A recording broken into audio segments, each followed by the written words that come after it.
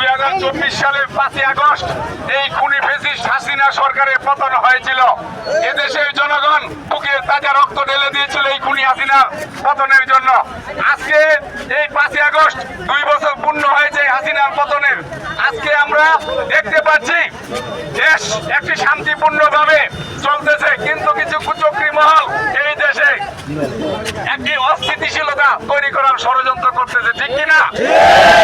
আমরা স্পষ্টভাবে বলতে চাই, কোন খুনি হাসিনার প্রেতাত্মারা যদি এদেশে কোন অস্থিতিশীল পরিবেশ সৃষ্টি করার চেষ্টা করবেন, আমরা তারা পৌরসভা যুবদল মুস্তাফিজুর রহমান ভূঁইয়া দীপু ভাই এমপি নেতৃত্বে আমরা কঠোরভাবে আপনাদেরকে দমন করবো ইনশাআল্লাহ।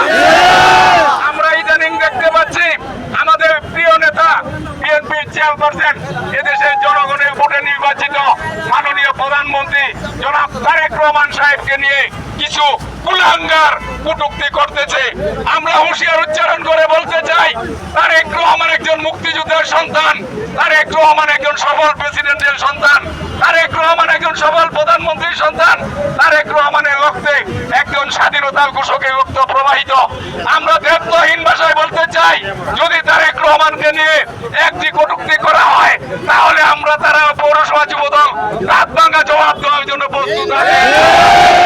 আপনাদেরকে হুঁশিয়ার করে বলতে চাই, আওয়ামী লীগের প্রেতাত্মারা এখন দেশে আছেন, তারা ষড়যন্ত্র করে দেশকে একটা বিশৃঙ্খলা সৃষ্টির চেষ্টা করতে চান। আমরা বলতে চাই, কোন বিশৃঙ্খলা সৃষ্টি করা এদেশের জনগণ মেনে নিবে না। আপনাদেরকে প্রতিহত করব, আপনারা সাবধান হয়ে যান। আজকে যারা এই মশাল মিছিল এবং বিক্ষোভ সমাবেশ